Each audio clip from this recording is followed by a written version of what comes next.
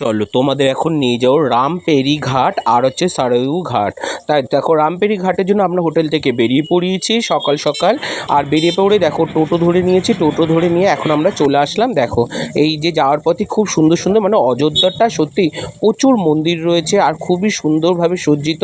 আর এইটা দেখো একটা বিড়লা মন্দিরটা কি দারুণ দেখো। আর খুবই সুন্দর মানে অটোতে করে যাওয়ার পথে প্রচুর মন্দির দেখলাম এবং অনেক আশ্রমও দর্শন করলাম। করে দেখো এই যে আমরা চলে এসেছি লতা মঙ্গেশকর চকে। আর লতা মঙ্গেশকর চক থেকে এই যে রামপেরি ঘাটে আমরা প্রবেশ করলাম। আর রামপেরি ঘাটটা দেখো কত সুন্দর। আর এখানে সেলফি জোন করা হয়েছে, কত দারুণ আর খুব পরিষ্কার। আমরা এই ঘাট থেকে সোজা বেরিয়ে আসছি এবং এসে দেখো এই ঘাট থেকে এখন আমরা যাচ্ছি বলো তো কোথায়, সারায়ু ঘাটে। আর এখানে দেখো কাজ চলছে, কিছু মানে সংস্কার হচ্ছে। আর এখানে ছিল সেই দিন রামায়ণের, সীতা রামায়ণের দেখাবে। এই যে চলে আসলাম আমরা এখানটায়, আমরা আজকে স্নানটা সারবো। তাই দেখো স্নান সারার পর্ব চলবে আর তোমাদের সাথে দেখো কীভাবে কিছু কিছু মানে যেগুলি আমরা ব্লগ করেছি সেগুলি তোমাদের সামনে তুলে ধরলাম। আর ফার্স্টে হচ্ছে গঙ্গা মাতাকে একটু মাথায় দিয়ে তারপরে হচ্ছে এইবার আমরা স্নানের পথে যাব। আর তোমাদের স্নানের ফটোগুলি তো তোমরা অলরেডি আগেই দেখে নিয়েছো, তবু তোমাদের দেখাবো কিভাবে স্নান করলাম। চলো তোমাদের সাথে শেয়ার না করলে ভালো লাগে না, তাই শেয়ার করা যাক।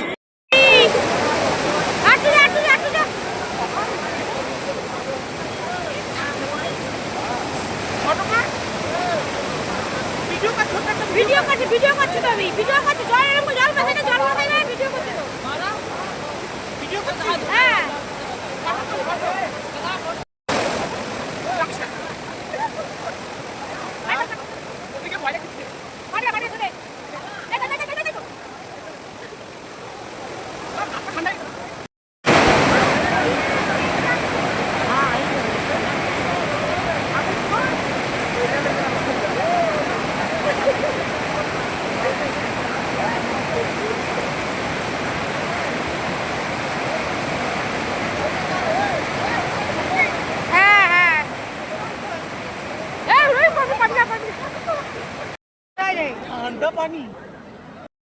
গঙ্গা স্নান করে নিয়ে দেখো এবার গঙ্গাকে একটা প্রদীপ জ্বালিয়ে দিলাম, কারণ গঙ্গায় নাকি প্রদীপ দিতে হয়। মাও দিয়েছে, আমিও দিয়েছি, সবাই দিয়েছে। তার জন্য গঙ্গায় প্রদীপ ভাসিয়ে দিলাম মনস্কামনা জানিয়ে। দেখো চলে গেল। আর রামপেরি ঘাটে দিয়ে স্নান করে আমি দেখো উঠে পড়েছি, উঠে এবার মার পালা। মাও স্নান করতে নেমে পড়লো ঘাটে। এইবার জলটা ছিল প্রচণ্ড ঠান্ডা আর খুবই সুন্দর দেখো জলের স্রোতটা। আর এই বাচ্চাটা এসে আমাকে বলছে আমাকে নাকি তিলক পরিয়ে দেবে। তারপরে দেখো আমরা চলে আসলাম সারাজু ঘাটে। এই ঘাটে আরতি হয় আর এই ঘাটটাই জানো তো নরেন্দ্র মোদী এসেছিলো। দেখো এই ঘাটটা, আর এই ঘাটটা ছিল খুবই সুন্দর।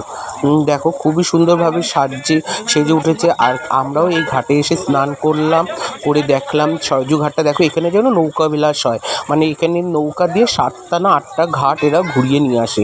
আর খুবই সুন্দর দেখো, পুরো বেনারসের কায়দা, তাই না? আর খুবইভাবে সজ্জিত হয়েছে। তারপরে দেখো এখানে ঘন্টা পর্ব চলছে, মানে ঘন্টা বাজানোর পর্ব। আর সন্ধ্যাবেলা ঠিক এখানে 6টার সময় সন্ধ্যা আরতি হয়। এই যে এরকম ঘন্টা বাজিয়ে এখানটায় সন্ধ্যা আরতি পর্ব চলে। আর খুবই সুন্দর দেখো এখানে গঙ্গার পাড়টা কি দারুণভাবে সেজে উঠেছে। এইটা হচ্ছে সারায়ু ঘাট। আর এই সারায়ু ঘাটে 2 জায়গা পূজা। তারপর দেখো এই যে লতা মঙ্গেশকর চক, এই যে লতা মঙ্গেশকর দেখো ওই যে দেখতে পাচ্ছ দূরে, ওই যে লতা মঙ্গেশকরের এই যে এটা হচ্ছে লতা মঙ্গেশকরকে শ্রদ্ধা জানিয়েছে। আর এই জায়গাটা ছিল খুবই সুন্দর, কারণ এই বীণা বা তানপুরাটা দেখছো না, এই তানপুরাটায় খুব সুন্দর মিউজিক হয়। আর সারাক্ষণ লতা মঙ্গেশকরের গান চলছে অটোমেটিক। আর রাত্রিবেলাটা তো খুবই সুন্দর ছিল। তোমাদের যদি পারি রাতের ভিডিওটা একটু দেখাবো এখানে, পরে তোমরা অবশ্য দেখে নিও। আর তোমরা যদি অযোধ্যায় আসো এরকমভাবে কিন্তু সাইট সিন করে নিও, কারণ খুবই সুন্দর সুন্দর জায়গা আছে। রামের পূর্ণ জন্মভূমি, তাই না? আর যেতে যেতে দেখো এখানে সব স্কুলের বাচ্চারা রাম মন্দির দর্শনে আসছিল আর খুবই ভালো লাগছিলো। আমরা ছিলাম অটোতে আর দেখো কত মন্দির রাস্তার দুধারে। তারপরে আমরা চলে আসলাম স্টেশনে, কারণ আমাদের স্টেশনের সাইডেই ছিল আমাদের হোটেলটা। কেমন লাগলো ভিডিওটা অবশ্যই লাইক কমেন্ট শেয়ারের মাধ্যমে